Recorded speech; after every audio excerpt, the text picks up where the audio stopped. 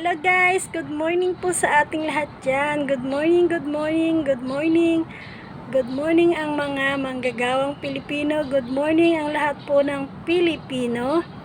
Good morning, good morning. Dito po ba sa Hong Kong guys?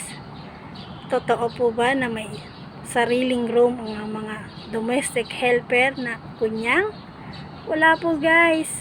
Halos karamihan po dito, 100% po na mga OFW kunyang ay wala pong sariling tulugan.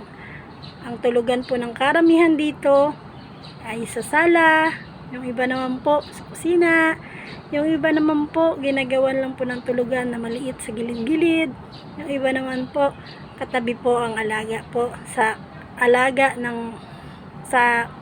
katabi po ang alaga na natutulog sa alaga ng kanyang room. Halos karamihan po dito guys, ang mga OFW ay wala pong sariling room. Pero si Kunyang po ay meron pong pahingahan.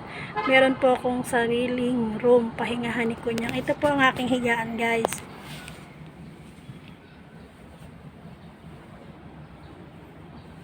Ito po ang aking lalagyan ng damit guys. At ito po ang bintana ng aking room guys. Halos karamihan po dito ng mga kapwa ko OFW guys ay wala pong pahingahan. Kaya po, yung mga first timer po na pupunta po dito, wag pong mag-expect na meron pong pahingahan na kwarto po. Yun nga po, hindi ko naman po sinabi na pinalad po ko na meron po akong pahingahan.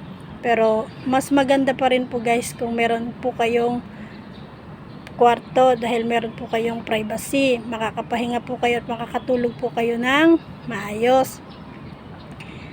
Yun lang po guys.